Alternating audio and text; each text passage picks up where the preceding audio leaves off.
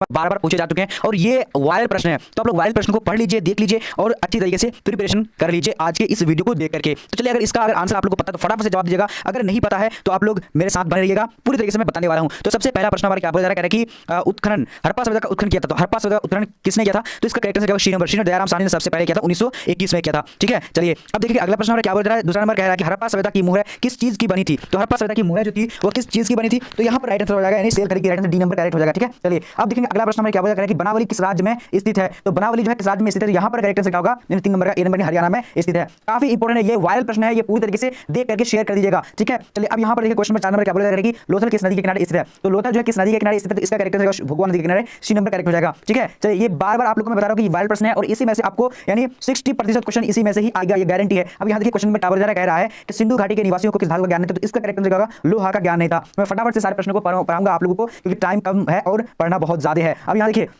क्या बोला जा रहा है, मोहनजोदड़ो किस भाषा का शब्द है? तो यहाँ पर 6 नंबर का करेक्ट आंसर क्या होगा? बी नंबर यानी सिंधी भाषा, क्या होगा? सिंधी भाषा का शब्द है। अब यहाँ देखेंगे क्वेश्चन में 7 नंबर क्या बोला जा रहा है कि हड़प्पा संस्कृति आधारित थी। तो हड़प्पा संस्कृति किस पर आधारित थी? तो इसका करेक्ट आंसर ए नंबर व्यापार पर। ठीक है, राइट आंसर क्या होगा? ए नंबर। ठीक है, चलिए अब यहाँ पर देखिए क्वेश्चन में क्या बोला जा रहा है, कह रहा है कि हड़प्पा सभ्यता के लोग किसकी उपासना करते थे? तो यहाँ पर करेक्ट आंसर 8 नंबर का क्या होगा? तो सी नंबर यानी मारित देवी, क्या होगा? मारित देवी करेक्ट हो जाएगा। ठीक है, अब यहाँ देखिए क्वेश्चन नंबर 9 नंबर क्या बोला जा रहा है कि हड़प्पा सभ्यता का स्वरूप क्या था? तो हड़प्पा सभ्यता का स्वरूप क्या था? तो इसका करेक्ट आंसर क्या होगा? B number. बी नंबर में क्या होगा? शहरी सभ्यता, क्या होगा? शहरी सभ्यता करेक्ट हो जाएगा। ठीक है, चलिए अब यहाँ पर देखते हैं 10 नंबर क्वेश्चन क्या बोला जा रहा है कि हड़प्पा सभ्यता का सबसे बड़ा नगर है। तो हड़प्पा सभ्यता का सबसे बड़ा नगर कौन सा? यहाँ पर करेक्ट आंसर 10 नंबर का बी नंबर। बी नंबर क्या होगा? मोहनजोदड़ो करेक्ट हो जाएगा। ठीक है, चलिए अब यहाँ देखते हैं प्रश्न नंबर 11 नंबर क्या बोल रहा है कि स्तूप संबंधित है। तो स्तूप किससे संबंधित? तो यहाँ पर हमारा 11 का right answer B number. B number क्या होगा? यानी बौद्ध धर्म से संबंधित है। ठीक है, अब यहाँ देखेंगे अगला प्रश्न नंबर क्या बोल रहा है कि महावीर का जन्म कहाँ हुआ था? तो महावीर का जन्म कहाँ हुआ? तो यहाँ पर 12 का राइट आंसर क्या होगा? सी नंबर यानी कुंडलवन में, यानी वैशाली नाम था। ठीक है, यहाँ पर सी नंबर करेक्ट हो जाएगा। पूरी तरीके से इस वीडियो को देखेगा और यहाँ से जितने भी सारे प्रश्न है आप बार बार रिवीजन करके पढ़ भी चुके हैं, तो फिर भी आप लोग पढ़ेंगे पूरे वीडियो को। अब यहाँ देखिए मौर्य वंश का संस्थापक कौन था? तो मौर्य वंश का संस्थापक कौन था? यहाँ पर हमारा क्या होगा? सी नंबर करेक्ट हो जाएगा, चंद्रगुप्त मौर्य, क्या होगा? चंद्रगुप्त मौर्य राइट आंसर हो जाएगा।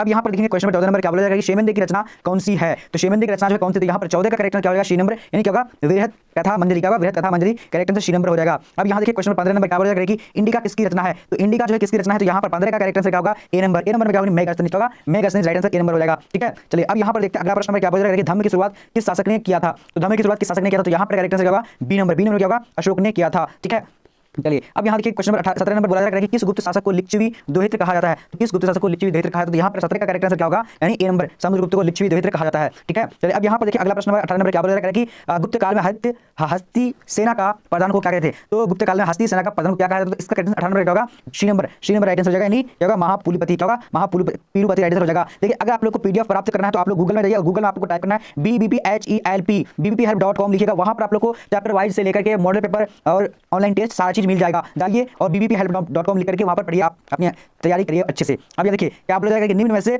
महिला संतति, तो निम्न में से महिला संतति कौन थी? तो 19 का करेक्ट आंसर क्या होगा? D number. डी नंबर क्या? इनमें से सभी राइट आंसर हो जाएगा। ठीक है, चलिए अब यहाँ पर देखते हैं क्वेश्चन नंबर क्या बोला जा रहा है 20 नंबर का कि कुरुक्षेत्र का युद्ध किसने जीता था? तो कुरुक्षेत्र का युद्ध जो जीता था वो किसने जीता था? तो 20 का करेक्ट आंसर हमारा क्या होगा? ए नंबर। ए नंबर क्या होगा? यानी पांडव ने जीता था। ठीक है, चलिए अब यहाँ पर देखते हैं अगला प्रश्न हमारा क्या बोला जाएगा कि 5 पांडवों में सबसे बड़ा कौन था? तो 5 पांडवों में सबसे बड़ा कौन था? तो यहाँ पर हमारा 21 का करेक्ट आंसर क्या होगा? C number Yudhishthira. क्या था? सबसे बड़ा कौन था? तो युधिष्ठिर था। ठीक है, चलिए अब देखेंगे अगला प्रश्न हमारा क्या बोला जा रहा है 22 नंबर का कि पंचाली किसका उपनाम था? तो पंचाली जो था वो किसका उपनाम था? तो इसका करेक्ट आंसर ए नंबर होगा द्रौपदी। द्रौपदी का नाम क्या था? पंचाली नाम था। ठीक है, चलिए अब यहाँ पर देखिए अगला प्रश्न हमारा क्या बोला जा रहा है। देखिए इस वीडियो को पूरी तरीके से पढ़ करके आप लोग गूगल में जाना है और ये देखिए इस तरीके से आप लोग को लिख देना BBPhelp.com। देखिए ये वीडियो देखने के बाद आप लोग जाइएगा फटाफट से सारे वहां से तैयारी करिएगा। देखिए ये वीडियो बहुत ज्यादा इंपॉर्टेंट है आप लोगों के लिए। चलिए अब यहाँ देखिए क्वेश्चन 24 नंबर क्या बोला जाएगा कि भीष्म पितामह का मूल नाम क्या था? तो भीष्म पितामह का मूल नाम क्या था? तो 24 का करेक्ट आंसर क्या होगा? C number. सी नंबर क्या है? नहीं देवव्रत, क्या नाम था? देवव्रत नाम था। ठीक है, चलिए अब यहाँ देखिए क्वेश्चन नंबर 25 नंबर बोला रहा है, कह रहा है कि सबसे पहले अवतारवाद सिद्धांत का निरूपण कहाँ किया गया था? तो सबसे पहले अवतारवाद सिद्धांत का निरूपण कहाँ किया गया? तो 25 का करेक्ट आंसर क्या हो जाएगा? जल्दी से बोलिएगा। D number. डी नंबर में क्या होगा? यानी भगवत गीता राइट आंसर हो जाएगा। ठीक है, चलिए अब आगे देखेंगे। आगे हमारा क्वेश्चन क्या बोला जा रहा है, कह रहा है कि महाभारत की रचना किस भाषा में हुई थी? तो महाभारत की रचना किस भाषा में हुई थी? 26 का करेक्ट आंसर क्या होगा? ए नंबर। ए नंबर में क्या होगा? यानी संस्कृत भाषा में हुई थी। ठीक है, चलिए अब यहाँ देखिए क्वेश्चन में हमारा 27 नंबर बोला जा रहा है कि चंद्रगुप्त की मृत्यु कहाँ हुई थी? तो चंद्रगुप्त की मृत्यु जो हुई थी कहाँ पर हुई थी? तो इसका करेक्ट आंसर क्या होगा? B number. बी नंबर क्या होगा? यानी श्रवण बेलगोला, क्या होगा? Shravana Belagola correct answer B number हो जाएगा। ठीक है, चलिए अब देखेंगे अगला प्रश्न 28 नंबर बोला जा रहा है कि चंद्रगुप्त मौर्य किस धर्म को मानता था? तो चंद्रगुप्त मौर्य किस धर्म को मानता था? तो 28 का करेक्ट आंसर सी नंबर यानी जैन धर्म को मानता था। ठीक है, चलिए अब यहाँ पर देखिए क्वेश्चन क्या बोला कि अशोक किस धर्म को मानता था, तो यहाँ पर क्या हो जाएगा 29 क्राइटेरिया एलिमेंट बौद्ध धर्म को मानता था। ठीक है, ये काफी इंपॉर्टेंट, सारे प्रश्न बहुत ज्यादा इंपॉर्टेंट है, पूरी तरीके से देखिएगा वीडियो को। अब यहाँ क्या बोला जाएगा कि मौर्य वंश का अंतिम राजा कौन था, तो मौर्य वंश का अंतिम राजा कौन था, तो यहाँ पर हमारा करेक्ट आंसर डी नंबर का, डी नंबर क्या है देख लीजिएगा पूरी तरीके से, यानी क्या हो जाएगा वृहद। ठीक है, चलिए अब यहाँ देखिए क्वेश्चन हमारे 31 नंबर बोला जाएगा कि वासुदेव कृष्ण किस वंश के थे, तो वासुदेव कृष्ण किस वंश के थे, तो यहाँ पर करेक्ट आंसर क्या सी नंबर यानी वृष्णि का, वृष्णि राइट आंसर हो जाएगा। ठीक है, चलिए अब देखेंगे अगला प्रश्न में क्या बोला जाएगा कबीर का जन्म कहाँ हुआ था, तो कबीर का जन्म कहाँ हुआ था, तो यहाँ पर हमारा 32 का करेक्ट आंसर क्या होगा बी नंबर, बी नंबर यानी 1400, यानी कबीर का जन्म 1425 ईस्वी में हुआ था। ठीक है, चलिए अब यहाँ देखिए रामानंद के गुरु कौन थे, तो रामानंद के गुरु कौन थे, तो 33 का करेक्ट आंसर ए नंबर क्या होगा राघव आनंद। ठीक है, क्या नाम था, राघव आनंद नाम था। अब यहाँ देखिए क्वेश्चन नंबर 34 नंबर बोला जाए कि भगवत गीता का उपदेश कहाँ दिया गया था, तो भगवत गीता का उपदेश कहाँ दिया गया था, तो इसका करेक्ट आंसर क्या होगा ए नंबर क्या भगवत गीता का उपदेश कहाँ गया, कुरुक्षेत्र के मैदान में दिया गया था। ठीक है, काफी इंपॉर्टेंट है।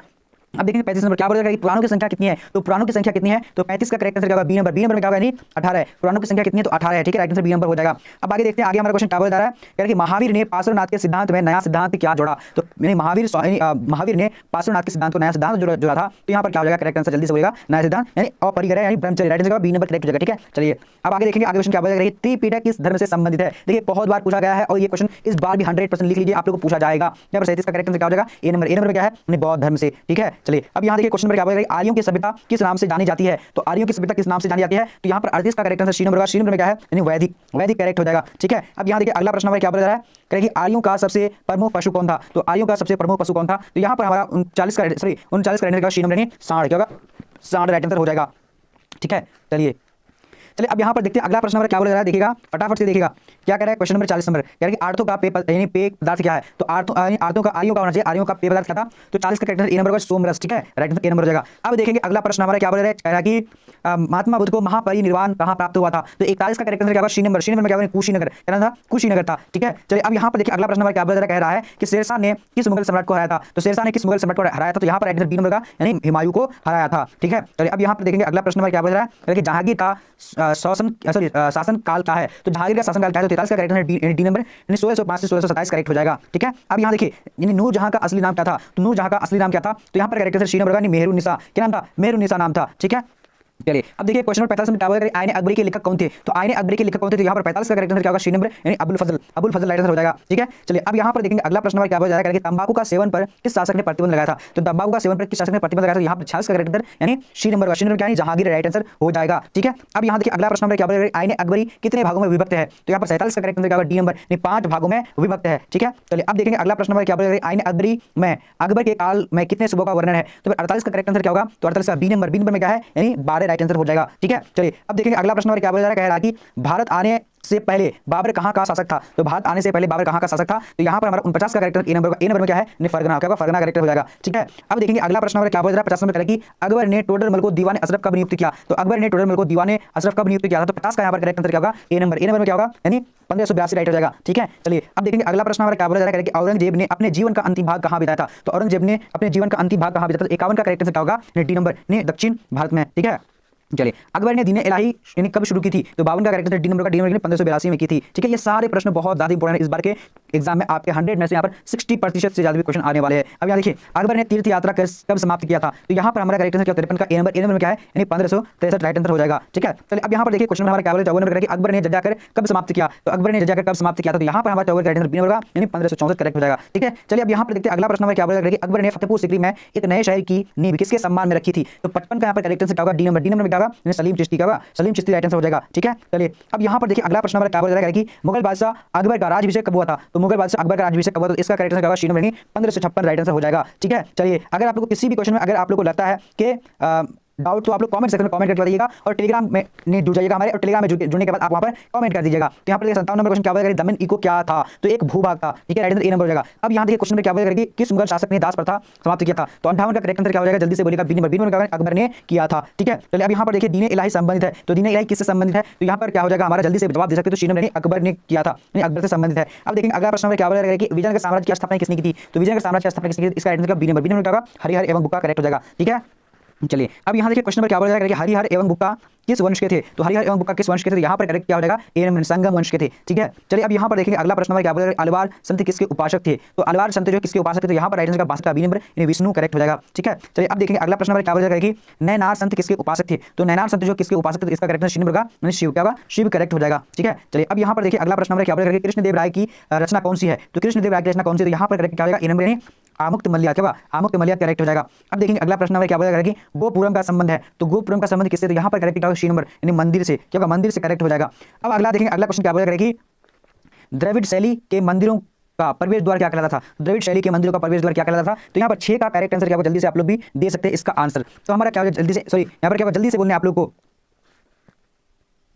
डी नंबर का गोपुरम हो जाएगा। ठीक है, चलिए अब देखेंगे अगला प्रश्न नंबर क्या बोलेगा कि कृष्ण विजयनगर का महानतम शासक कौन था? तो विजयनगर का महानतम शासक कौन था? तो इसका सेक्टर ए नंबर का यानी कृष्णदेव राय करेक्ट हो जाएगा। ठीक है, चलिए अब यहाँ देखिए अगला प्रश्न नंबर क्या बोलेगा, दिल्ली के किस सुल्तान को लाख बख्श कहा गया? तो यहाँ पर क्या होगा? यानी Qutbuddin Aibak right answer A number हो जाएगा। ठीक है, चलिए अब देखिए अगला प्रश्न नंबर क्या बोलेगा, लाख बख्श का अर्थ क्या होता है? तो यहाँ पर क्या होगा? लाखों का दान करने वाला राइट आंसर डी नंबर हो जाएगा। ठीक है, चलिए अब आगे देखते हैं आगे क्वेश्चन 70 नंबर क्या बोला जाएगा कि रामानंद के शिष्य कौन थे? तो रामानंद के शिष्य कौन थे? यहाँ पर 70 का करेक्ट आंसर डी नंबर का, डी नंबर का इनमें से सभी करेक्ट हो जाएगा। ठीक है, चलिए अब अगला देखते हैं अगला क्वेश्चन क्या बोला जाएगा कि ख्वाजा मोइनुद्दीन चिश्ती की दरगाह कहाँ है? तो ख्वाजा मोइनुद्दीन चिश्ती की दरगाह का तो 71 का करेक्ट आंसर क्या होगा? यानी श्रीनगर यानी जयपुर क्या होगा? यानी श्रीनगर यानी अजमेर में। ठीक है, चलिए अब देखते हैं आगे क्वेश्चन क्या बोला जा रहा है, कह रहा है कि कबीर के उपदेश का संग्रह किस ग्रंथ में मिलता है? तो यहाँ पर 72 का राइट आंसर ए नंबर बीजक में मिलता है। ठीक है, चलिए अब यहाँ पर देखते हैं अगला प्रश्न नंबर 73 में क्या बोला कि कबीर किस संत के शिष्य थे? तो कबीर जो किस संत के शिष्य थे? यहाँ पर करेक्ट आंसर क्या होगा? सी नंबर क्या होगा? यानी रामानंद राइट आंसर क्या होगा? रामानंद हो जाएगा। ठीक है, चलिए अब अगला देखते हैं क्वेश्चन में यहाँ पर हमारा क्या बोला, इंडिका पुस्तक के लेखक कौन थे? तो इंडिका पुस्तक के लेखक कौन थे? 74 का राइट आंसर क्या होगा? सी नंबर मेघस्थनी करेक्ट हो जाएगा। ठीक है, चलिए अब देखेंगे अगला प्रश्न नंबर क्या बोला कि चंद्रगुप्त मौर्य के समय आने वाला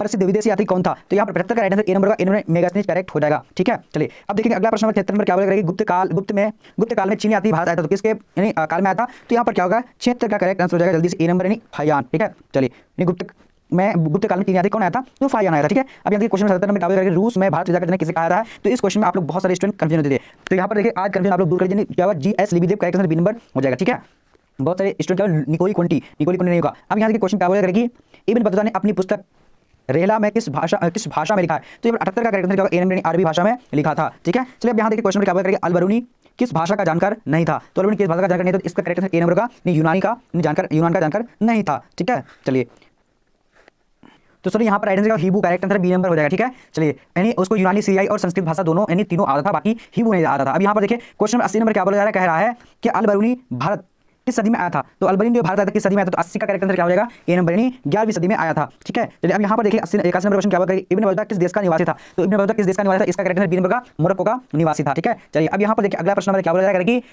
अंग्रेजों को 1662 ईस्वी में पुर्तगालियों ने बम्बई क्यों दिया था? तो यहाँ पर क्या हो जाएगा? 82 का राइट आंसर डी नंबर यानी दहेज में दिया था। ठीक है, चलिए अब यहाँ पर देखिए अगला प्रश्न क्या बोला कि अंग्रेज को सुनहरा फरमान किस राज्य से मिला था? तो यहाँ पर 83 का करेक्ट आंसर क्या होगा? सी नंबर यानी गोलकुंडा से मिला था।